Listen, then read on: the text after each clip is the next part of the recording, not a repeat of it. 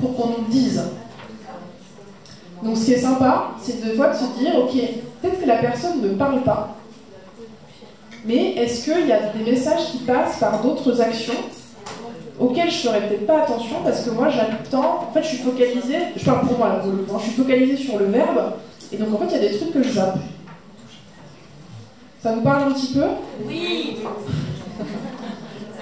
Ophélie, tu voulais dire un truc tout à l'heure? Oui, par rapport au scénario. Ouais. Si le scénario c'est une phrase qu'on entend beaucoup de fois de la part des partenaires qu'on rencontre, genre je suis pas prête au bonheur, c'est trop que tu m'apportes, je suis, enfin voilà, ça va pas, je suis pas prête à vivre des trucs forts et tout ça. Ça fait chier déjà. Ouais, on va commencer par ça. Hein. Ouais, je vais casser le bouchon. Ouais, non, mais tu vois, alors ça c'est la partie, pour faire la CLV à ma manière, c'est la partie accueille ton émotion. En fait, ça veut dire, ok, déjà ça fait bien chier, parce que si tu leur donnes du bonheur et qu'ils en veulent pas, bah, c'est bien triste en fait. Ouais.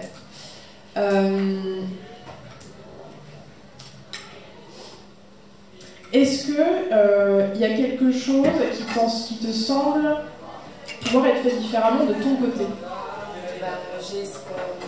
Je parle pour moi, essayer de canaliser, régulariser, pas tout donner d'un coup, attendre que la personne fasse le pas aussi, pas tout offrir d'un seul coup, mais ça persiste. Donc l'idée ce serait de se dire, peut-être qu'il y a des gens qui se sentent un peu overwhelmed, un peu, je sais pas, surchargés de tout l'amour que tu as à leur donner et ils savent pas trop quoi en faire. Donc la réponse, en tout cas une hypothèse de travail, serait d'y aller un petit peu plus... ça a l'air de te faire tellement chier. Oui, c'est ça, parce que je le fais déjà. Tu le fais déjà et ça suffit pas? Ok. Après, il y a la question de savoir... tout le monde n'est pas capable de recevoir... Ouais, je t'ai vu, il y a encore des gens... Tout le monde n'est pas capable de recevoir... Ah, oui. Alors, tout le monde n'a pas envie d'être heureux. Voilà, c'est ce qu'il faut se dire aussi. Non, mais on va commencer par ça. C'est-à-dire qu'il y a des gens... ça peut être de la programmation familiale, ça peut être de la programmation d'expériences passées. Quelqu'un qui serait convaincu qu'il ou elle ne mérite pas le bonheur, déjà, on est un peu dans la merde. Parce que c'est pas vous qui allez le ou la convaincre. Déjà. C'est à la personne de s'en rendre compte, de faire un travail et de se dire, non, en fait, si, non seulement je le veux, mais je le mérite. Donc ça n'a rien à voir avec vous, en fait. La capacité au bonheur. Ça peut aller assez loin. Moi, dans mon métier, donc, je fais quand même beaucoup de coaching individuel, principalement d'ailleurs, et en fait, il y a un truc que je vois souvent, c'est le sabotage. C'est-à-dire, je suis face à quelque chose que je veux vraiment, profondément, qui peut me convenir, et comme ça va être merveilleux, et que je pense que je ne le mérite pas, ou que j'ai peur du succès, ou que j'ai peur de ce qu'il va falloir faire après, de l'image que ça va donner, blablabla, inconsciemment, et c'est ça qui est difficile, en général c'est inconscient, je vais me démerder pour ne pas l'obtenir. Ouais. Donc je vais saboter. J'ai une nana qui était en formation avec moi, une meuf assez exceptionnelle, qui faisait du billard. Elle était toujours numéro 3 ou numéro 2 dans les compétitions, niveau national, donc un truc de malade. Tout le monde la donnait gagnante à chaque fois. Et à chaque fois, elle arrivait deuxième.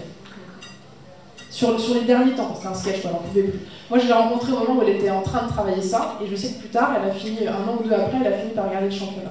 Et c'est là-dessus qu'elle a dû bosser.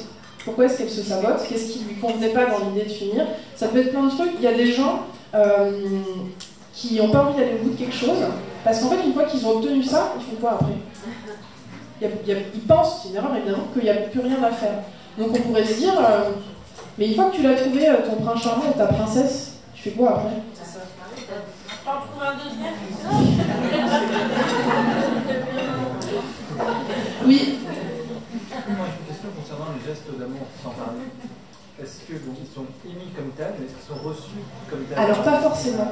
Et ouais, c'est ça qui est chiant, c'est qu'en fait l'idée, quand on a envie de travailler ça, à un moment donné, c'est de se poser avec l'autre et de lui dire. Alors vous pouvez trouver des articles sur le net qui résument très bien les 5 langages de l'amour. Il y a le bouquin aussi.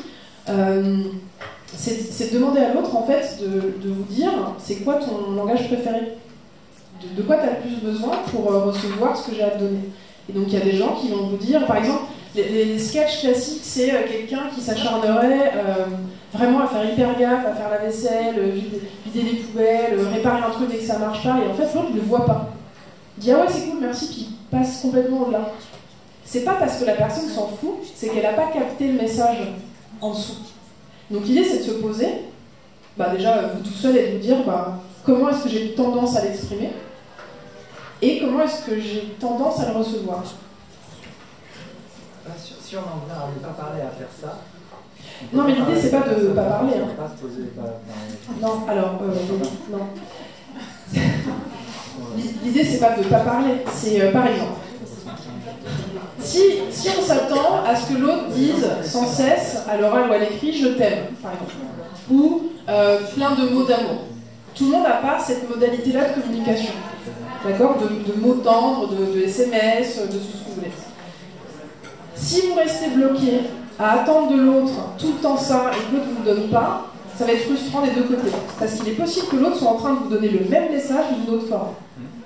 Donc l'idée, c'est de se dire, ok, qu'est-ce que j'aime moi recevoir, qu'est-ce que j'aime moi donner, et puis de voir avec l'autre, peut-être que le message il passe autrement. Et la prochaine fois que l'autre va sortir les poubelles, vous allez le voir complètement différemment.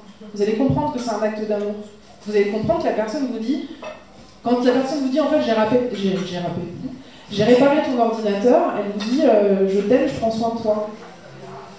Voilà, l'idée c'est pas de pas parler du tout, ça va être compliqué. En fait, il faut donner la définition, d'expliquer chaque acte en fait, faire en traduction. Voilà ça. Pas forcément, mais je t'invite à aller voir plus en détail sur les articles et les bouquins, ça prendra un petit peu de temps à tout expliquer là ce soir. C'est ok pour toi? Oui. Qu'est-ce que ça veut dire dire je t'aime?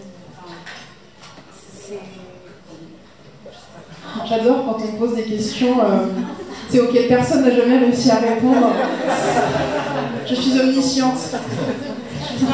Plutôt la peur de dire je t'aime. Ouais.